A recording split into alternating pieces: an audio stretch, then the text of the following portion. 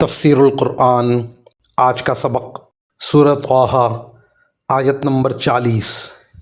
اعوذ باللہ من الشیطان الرجیم، بسم اللہ الرحمن الرحیم۔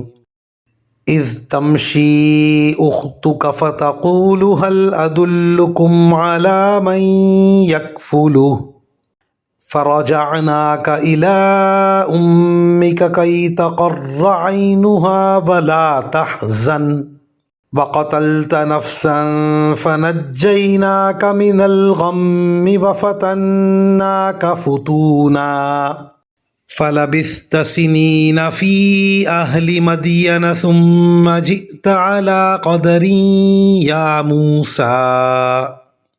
ترجمہ: اس وقت کا تصور کرو جب تمہاری بہن گھر سے چلتی ہے اور فرعون کے کارندوں سے یہ کہتی ہے کہ کیا میں تمہیں اس عورت کا پتہ بتاؤں جو اس بچے کو پالے؟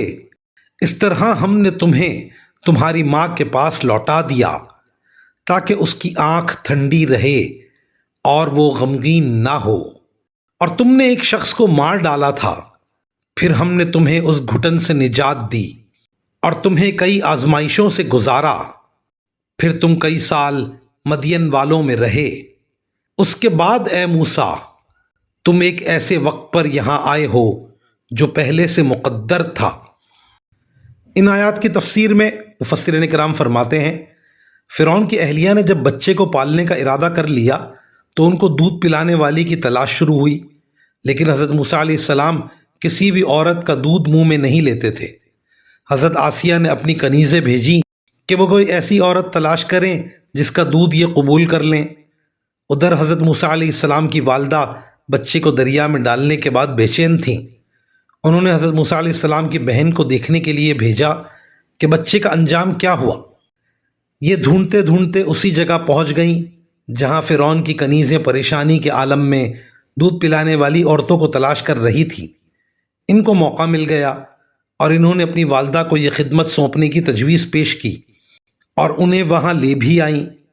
جب انہوں نے بچے کو دودھ پلانا چاہا تو بچے نے آرام سے دودھ پی لیا، اور پھر اللہ تعالیٰ کے وعدے کے مطابق بچہ دوبارہ ان کے پاس آ گیا۔ یہ سارے واقعات تفصیل سے سورہ قصص میں آنے والے ہیں۔ خلاصہ یہ ہے کہ آپ نے ایک مظلوم اسرائیلی کو ایک ظالم سے بچانے کے لیے اسے ایک مکہ مارا تھا۔ ان کا مقصد اسے ظلم سے باز رکھنا تھا، قتل کرنا مقصود نہیں تھا، لیکن وہ مکے ہی سے مر گیا۔ مزید فرمایا کہ حضرت موسیٰ علیہ السلام پر آنے والی آزمائشوں کی تفصیل حضرت عبداللہ بن عباس رضی اللہ عنہ نے ایک طویل روایت میں بتائی ہے جو تفسیر ابن کثیر میں مروی ہے۔